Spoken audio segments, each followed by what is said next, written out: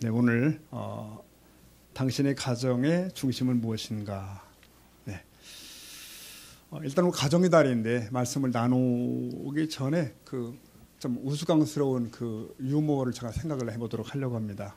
어디 보니까 이런 게 떠 있더라고요. 그러니까 일명 없다 시리즈인데 없다 시리즈 좀 일리가 있어요. 잠깐 보십시다, 여러분.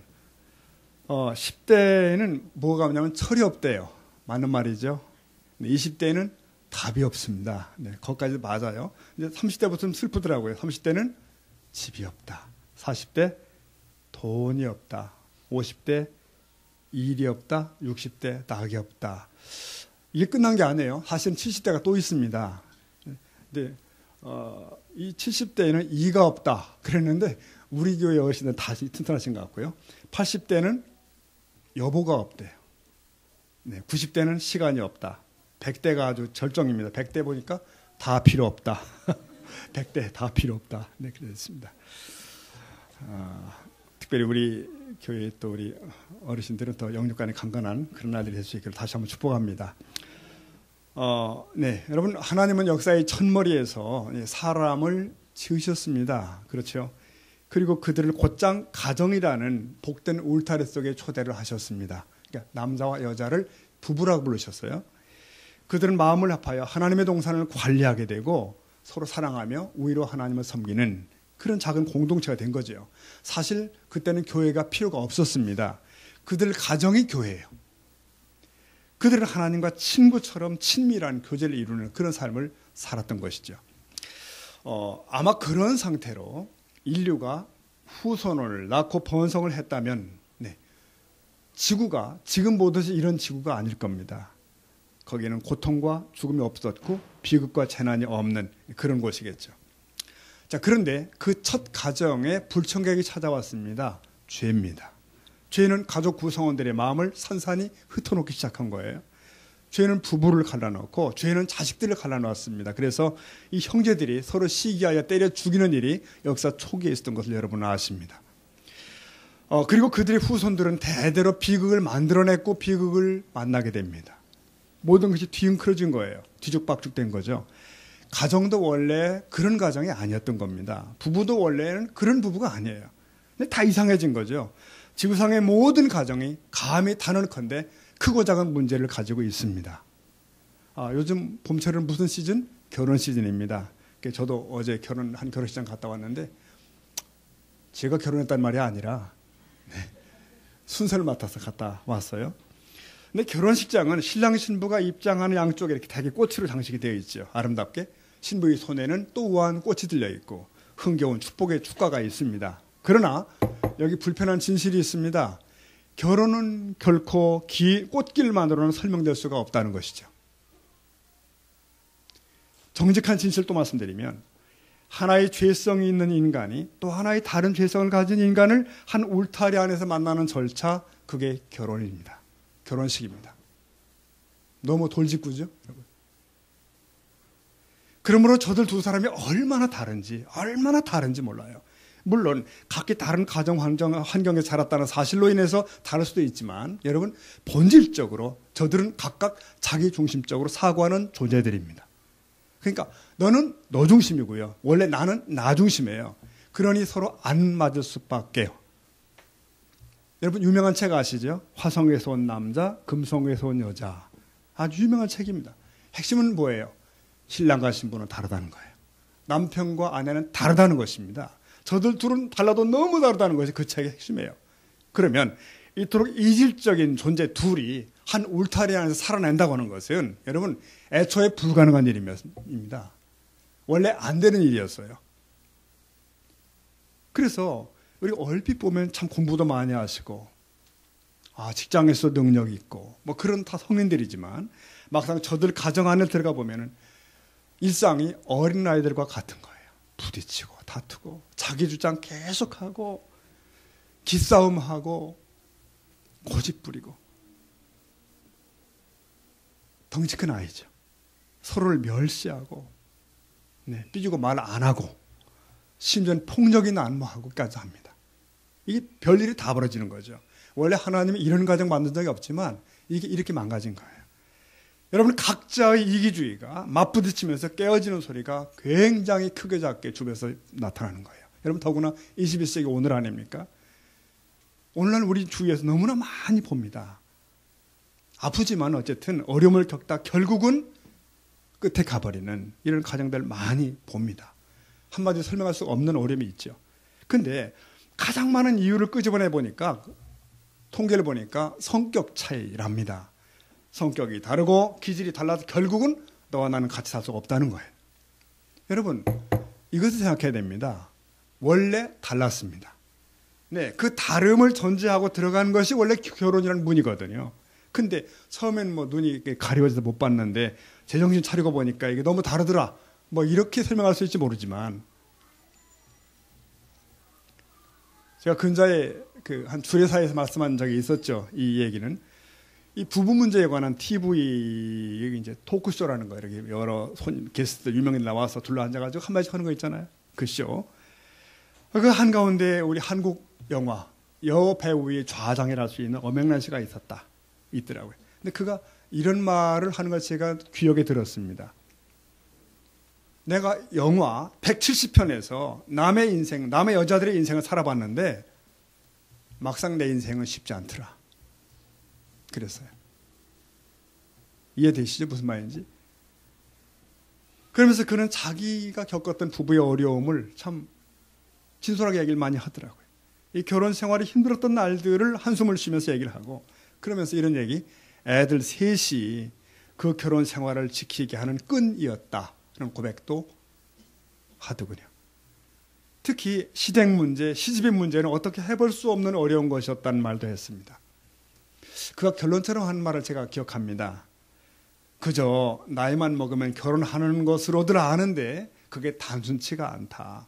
반드시 결혼 사관학교가 필요하다. 공부하고 훈련받은 자들만이 결혼해야 된다. 그래도 어렵다.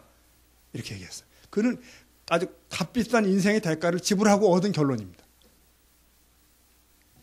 여러분, 그게 정직한 말이죠.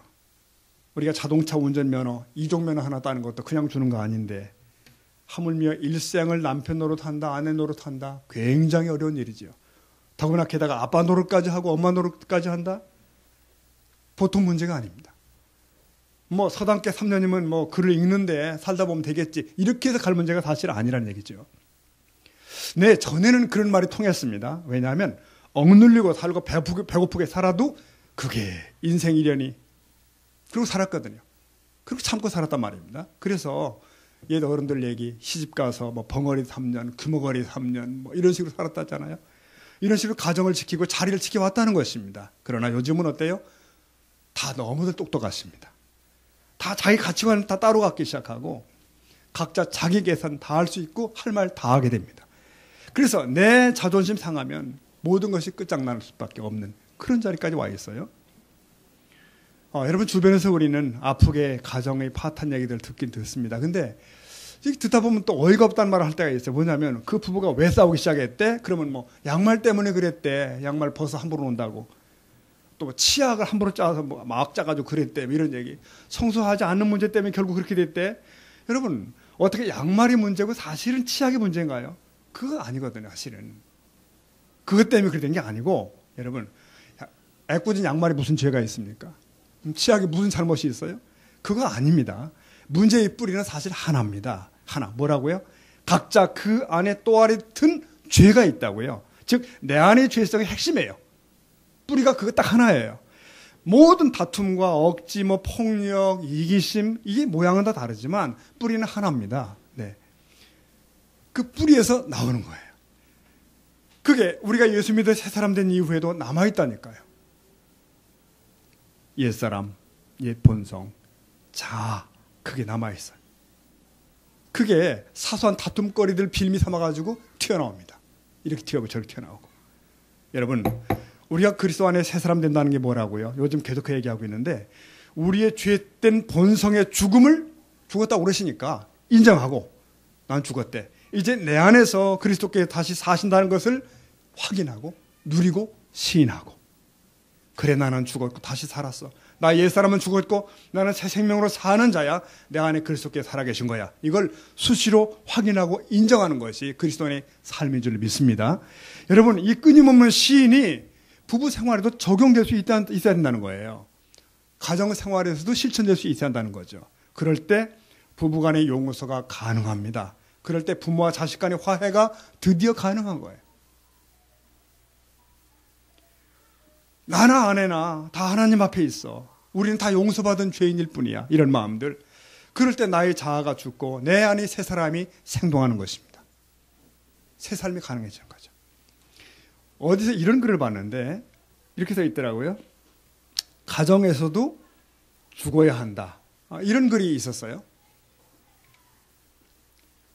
가정 안에서 죽어야 된다. 요지가 뭐냐면은 예수 믿고 변화된 삶을 가장 먼저 놀랍게 경험하는 것이 가정이어야 된다. 가정에서 나타나야 그 사람이 진짜 예수를 믿는 것이다. 그런 말이었습니다. 참 어렵지만 공감되는 말이죠. 맞습니다. 우리는 가정에서도 죽어야 합니다. 가정에서도. 여러분, 우리가 만일 새 사람이라면 어디서 그게 드러날 수 있는가? 가정입니다. 가장 가까이 있는 사람들이에요. 내가 어떤 사람인 것을 가정에서 어떻게 숨길 수가 있을까요? 배우자에게 어떻게 자기를 속일 수가 있어요? 자녀들에게 어떻게 나를 감출 수가 있나요?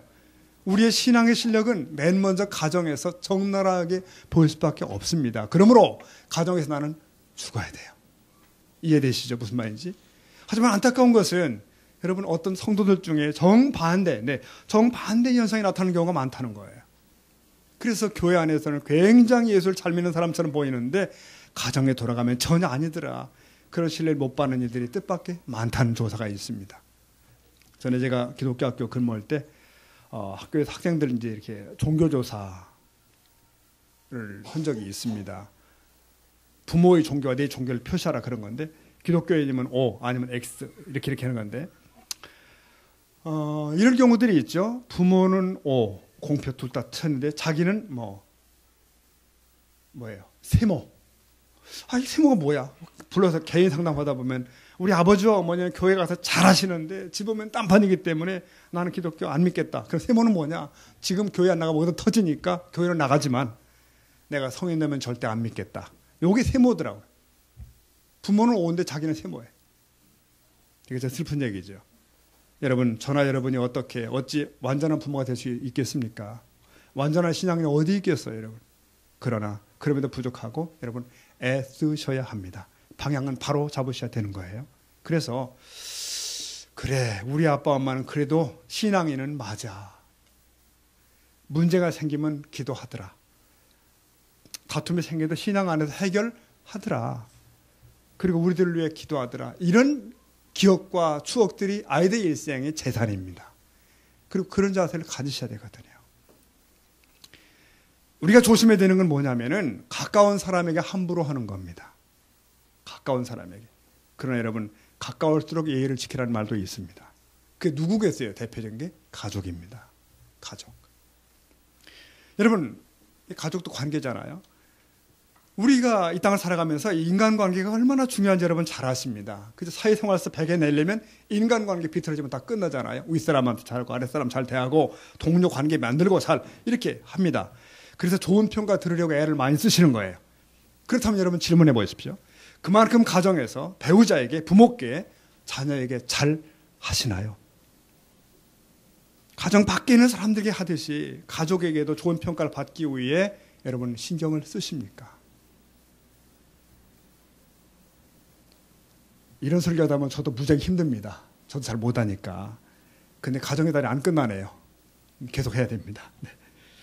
예수를 믿는 성도들 중에도 밖에서는 인정을 받는데 가정에서 그렇지 못한 사람들이 많다는 얘기를 종종 자주 듣습니다. 그렇게 살다 보니까 예수를 믿어도 사람이 완전히 변화되는 건 아닌가 보다 라고 포기하는 이들이 많아지기 시작했어요. 여러분, 정답 말씀드리면 절대로 그렇지 않습니다. 예수님을 바로 믿으면 변화가 나타나게 되어 있습니다. 점진적으로. 겉으로는 예수님 잘 믿고 주님 뜻대로 사는 것처럼 보여도 우리 가족들에게 내게 숨길 수 없다 이거예요. 그러므로 가족들 가운데 인정을 받고 가정 안에서 일어난 변화가 있어야 되는 것입니다. 그때 비로소 예수를 제대로 믿는 열매가 있다. 이렇게 볼 수가 있는 것입니다. 아멘 하십시다. 아멘. 무거우니까 아멘 안 하시죠. 그죠? 여러분, 특별히 조심할 게 있어요. 이 가족 간의 신앙을 들먹이며 비평하는 일은 조심하셔야 된다. 부부가 서로를 뭐 영적이니 아니니 함부로 비판하게 되면 득보다 실이 무지하게 많습니다. 결코 신앙적으로 유익하지도 않은 것 같아요. 저와 여러분은 가정에서 먼저 죽을 수 있기를 축원합니다. 나는 분명히 예수 믿고 교회 다니는 사람인데 나는 죽었는지 잘 모르겠어. 난 모르겠는데 그런 분이 계시다면 우리가 잘 아는 갈라디아 2장 20절 말씀을 다시 보시면 됩니다. 갈라디아 2장 20절 말씀 보니까 이렇게 돼 있죠. 같이 읽어볼까요? 내가 그리스도와 함께 십자가에 못 박혔나니 그런즉 이제는 내가 사는 것이 아니요 오직 내 안에 그리스도께서 사시는 것이라. 아멘. 예수를 믿는다는 것은 내가 그리스도와 함께 십자가에 못 박혔다. 나 옛사람이 못 박혀 죽었다. 그러므로 이제는 내가 사는 게 아니고 내 안에 누가? 주님이 사신다는 것을 믿는 것이에요. 여러분이 배우자를, 부모를, 자녀들을 변화시켜달라고 기도하시기 전에 어쩌면 본인이 먼저 분명하게 예수님을 믿는 그 일이 시작돼야 할지 모르겠습니다.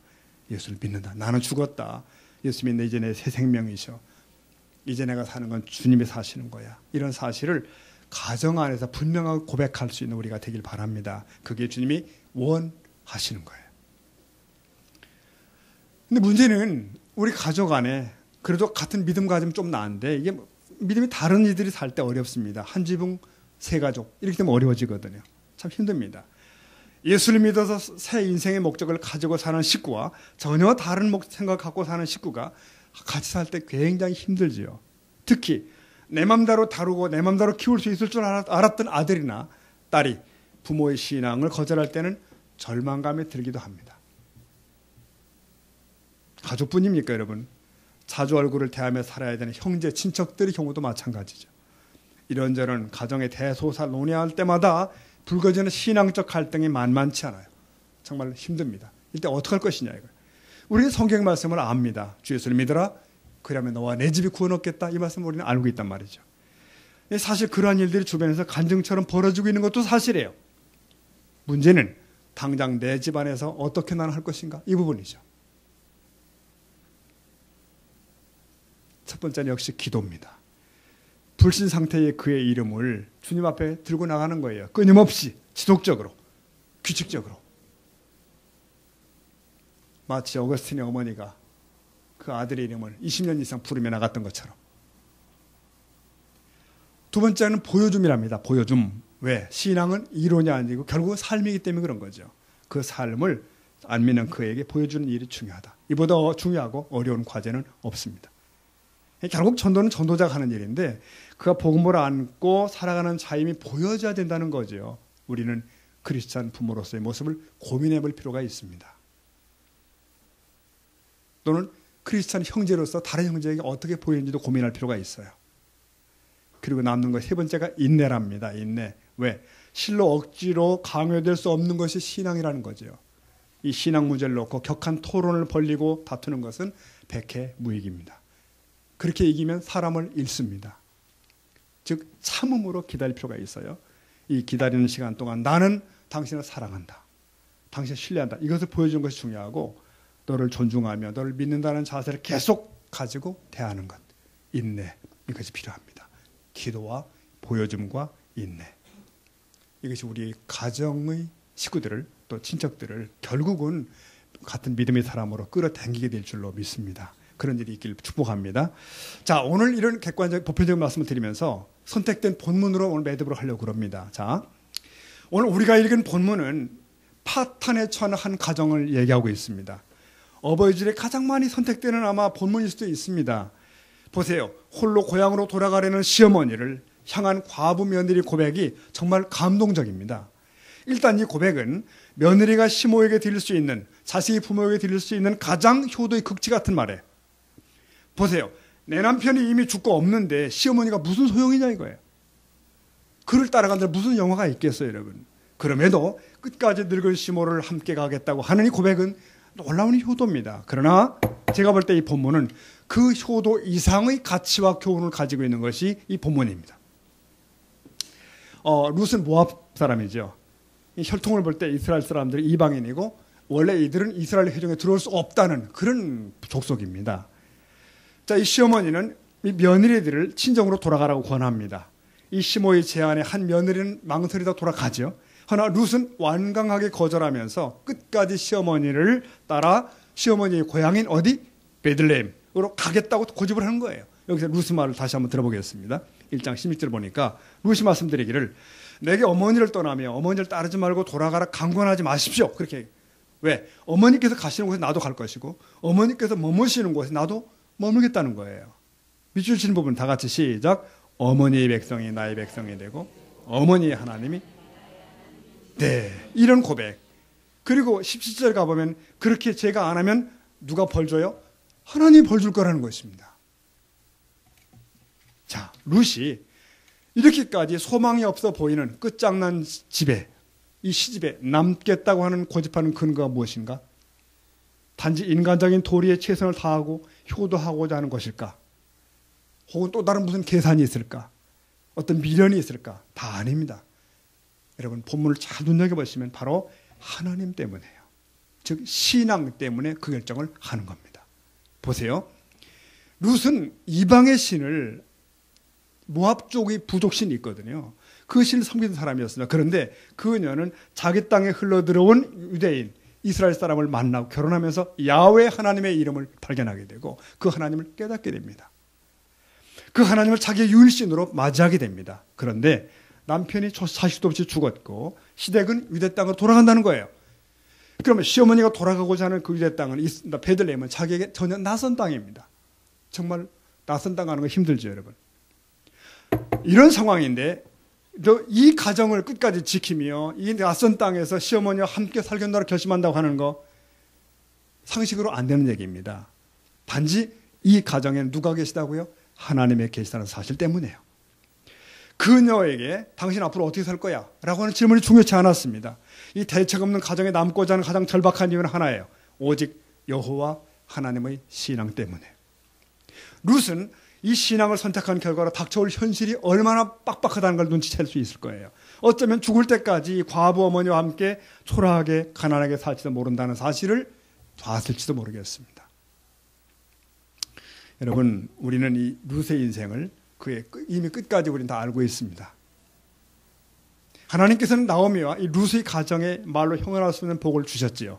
룻은 보아스라고 하는 유력 인사를 남편으로 맞이하게 되었고 아들 오벳을 낳았는데 그가 누구? 다윗의 할아버지라는 것입니다. 룻은 이방 출신 여인으로서 왕의 할머니가 되었으며 예수 그리스도의 혈통에 들어와 영광을 누렸다는 것. 이게 참 룻의 이야기입니다. 그러면 룻의 삶을 통해서 우리가 받는 교훈이 뭡니까? 룻이 시모를 따라가려고 할 때 이런 말도 했을 거예요. 주변에서. 너 그런 선택하느니 차라리 여기 친정에 남아서 팔자를 고치는 게 낫지 않으냐?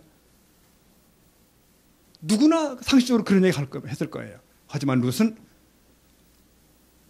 자기 가던 길을 갑니다. 룻의 마음에 하나의 원칙이 있는 거예요. 뭐냐면 믿음을 위해서라면 이 어이없는 조건들을 기꺼이 품에 안겠다는 거예요. 이게 이 가정을 지킨 룻의 마음 한가운데 있는 핵심이에요. 그에게 있어 이 망가진 가문을 지키는 일, 늙은 시어머니를 챙기는 것, 가난한 삶을 감수하는 것, 과부로서 출발하는 것, 모두 심각한 문제가 불리한 조건들입니다. 그러나 이 모든 것들을 덮고 남은 것이 뭐냐면 하나님에 대한 신앙이었어요. 믿음입니다. 영원으로 이어지는 것입니다. 여러분, 이 룻에게 있어서 여호와를 믿는 신앙은 자신의 모든 것이 계획대로 되지 않고 풍비박산이 되더라도 포기할 수 없는 힘이 된 것입니다. 힘. 룻이 결과적으로 예수님 족보에 올려진 복을 받았다는 것은 대단한 영광이죠. 그래서 여러분 이 시간 우리도 그렇게 해서 복 받자, 그 복 받자 그런 얘기하는 게 아닙니다. 하나님께서 룻의 이야기 들려주시는 가장 중요한 메시지는 이거예요. 그날 룻의 선택이 옳았다. 그걸 보여주길 원하시는 겁니다. 룻이 잘 선택했다는 거예요.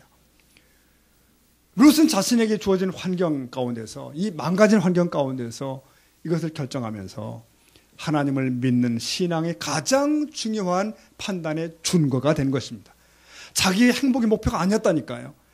가족이 죽고 경제가 파탄나고 이런 문제도 그것도 문제가 아니었어요. 그 믿음 때문에 룻은 남편도 없고 자식도 없는 상태에서 역시 과부인 시어머니를 따라 시댁인 하나님의 땅 가나안으로 간 것입니다.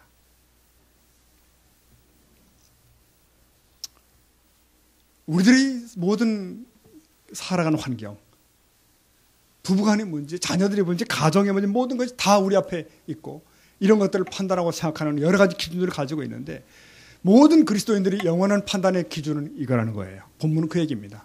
룻의 판단과 같은 하나님 중심의 판단이 맞다는 것입니다. 자, 이걸 근거로 우리는 오늘 모든 말씀을 매듭할 수 있습니다. 여러분, 오늘 어버이 주일이고요. 또 가정의 달을 지나고 있습니다. 그러면 한 가정을 이루고 사는 신자에게 있어서 그 가정을 이루는 근본적인 힘이 어디서 나오는가?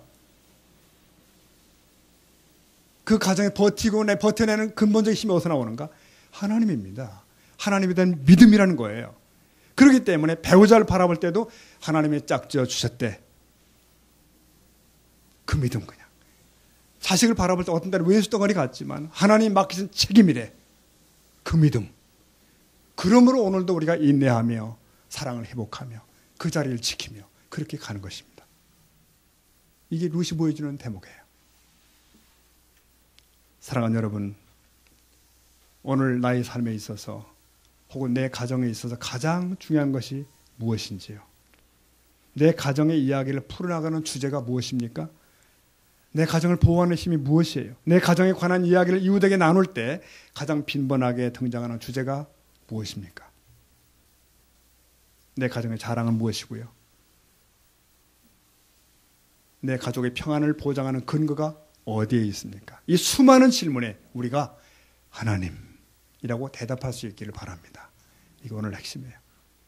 하나님에 대한 신뢰 때문에 가정들이 그래도 든든해질 수 있고, 여러분, 하나님을 두려워하는 남편처럼 든든하고 믿을 만한 남편은 없습니다.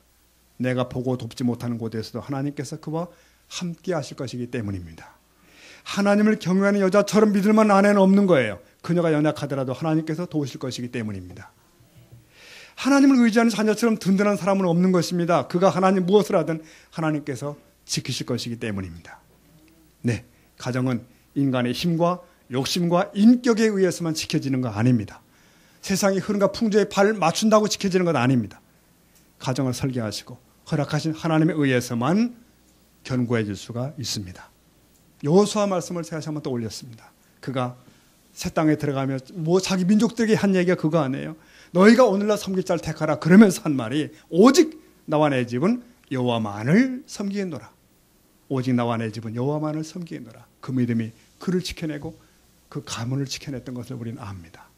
사랑하는 여러분, 오늘 저와 여러분이 가정에다 어버이 주를 지나며 그렇다. 나와 내 집의 중심은 하나님이시고 하나님에 관한 믿음이야. 이 사실 다시금 회복하는 이 아침 될 수 있기를 주의 이름으로 축원합니다.